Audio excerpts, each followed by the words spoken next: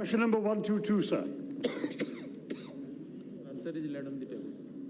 माननीय सदस्य Fishermen are the most neglected, marginalized community in the whole of India, sir. And I say this particularly coming from a coastal constituency. We have a situation where foreign vessels are coming into our exclusive economic zone. They're fishing with impunity. They are taking away the fish resources of our country. And our fishermen are the ones being punished by our government's rules, where you find that if they fish within the zone within 200 nautical miles, they're charged 2 lakhs if they're caught, for example, during fishing during the monsoon season. If they have juvenile fish in their catch, they're punished further.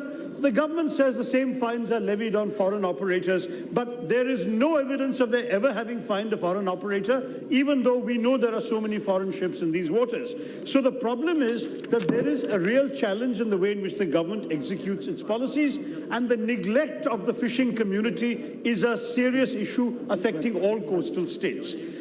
In the manifesto of the BJP, and I have to say with all honesty, for 2 successive elections, my opponent campaigned on the idea of creating a Ministry of Fisheries. This government has not done that. They have created a Department of Fisheries. There is no one at the ministerial level with any responsibility for fishing, sir. And this is why these injustices are allowed to continue. At the very least, can the government think of creating a fisheries commission that would meet the demands and mitigate the concerns of our long-suffering fisher folk? Thank you. I have respect for the member for his deep concern, and especially the fishermen of Kerala who have been instrumental in informing the government that the existence of foreign vessels in Arabian Sea. Sir, in that particular instance, 10 fishing vessels were found within the EEZ of India in the Maharashtra coast. But Government of India requested various investigating agencies, including IB and the Indian Coast Guard and the Government of Maharashtra and other agencies. They made a joint inquiry, and inquiry revealed that there was no fish inside the vessels, and they were not engaged in fishing within the territory of our exclusive economic zone.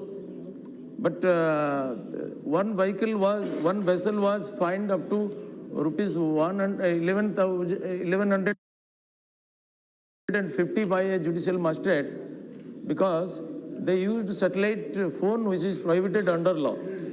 Sir, the trespassers in the exclusive economic zone, if they are found guilty, are presently punished by the MJ Act, which is meant for illegal fishing by foreign vessels. But the territorial waters from the waistline up to 12 nautical miles is governed by every state, and every state have their own separate laws. They are at liberty to enact laws. Sir, from 12 nautical miles up to 200 nautical miles comes under EEZ, and that is under the jurisdiction of the Government of India. Sir, the government is contemplating to have a uniform law only for the exclusive economic zone. So far as territorial zone is concerned, that is the jurisdiction of state governments, and they make their own laws. As far as the present MJI Act, the government of the trespassing vessels are fined up to rupees 10 lakh. There is a provision of penalty of rupees 10 lakh in the exclusive economic zone and up to rupees 15 lakh in the territorial waters. Sir, fines are being imposed if some vessel are found guilty. But in these particular cases, these vessels are reported by the investigating agency to have come under our sea and to take shelter in the harbor due to the cyclone known as YOYO Chakra. Sir, a joint inquiry report clearly testifies that there was no fish and they were not engaged in fishing activities. Sorry to say, a totally satisfactory response, sir. The fact is, we're not talking so much about the territorial waters, that's 12 nautical miles. We're talking about the exclusive economic zone of 200 nautical miles. And there, sir, you are now requiring in your draft bill to actually charge our Indian vessels for a permit to fish in our own economic zone, whereas foreign vessels, of course, you can't charge them any permit, they're coming from abroad. So this bill, sir, is also misconceived. The more important question is, our fisher people are below the poverty line, sir. 61% of India's fishermen families are in the BPL category, sir. And in these circumstances, how can you charge, for example, a license fee of 50,000 rupees, which is what they're charging now, on the assumption there are big vessels and rich owners? The truth is, the vast majority of fishermen's vessels are small-scale craft. 50,000 rupees will break the bank for them. And the problem is that your draft bill, which has not gone to a committee as far as I'm aware, does not even address this particular problem, sir. I do want to say to the Honourable Minister, you should reconsider this requirement of a mandatory permit for Indian fishermen, which puts them at a disadvantage vis-a-vis foreign fishermen, and you should ensure that the exclusive economic zone is a territory for our fishermen to survive. These are people who are living in poverty, sir.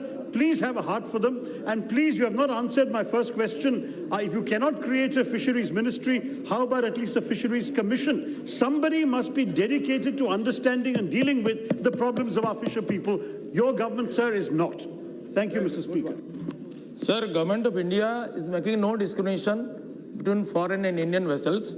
Sir, foreign vessels are completely prohibited now, and Government of India, before making a legislation, it will consider all the members, all the states have been considered, all the stakeholders have been considered, and I think under the ever leadership, so able a champion like Narendra Modi, our Honorable Prime Minister, nobody will be discriminated, and especially the fishermen is our prime concern, and the new Ministry of Fisheries and Animal Husbandry has been created by this present government under the leadership of Narendra Modi ji to focus on the training, the income generating policy and everything else for the welfare of the poor fishermen. They are well protected. Foreign vehicles, foreign vessels are prevented to protect our own fishermen, to protect our fish resources, and various trainings are being imparted.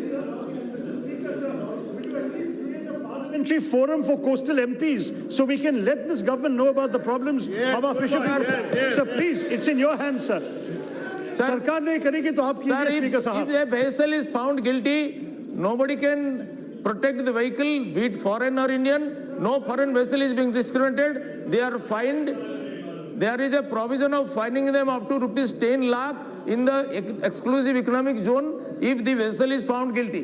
But only penalty can be imposed only after it is proved, only after it is established after investigation. Before proving something, we cannot impose penalty. A license fee to Indian fishermen, you're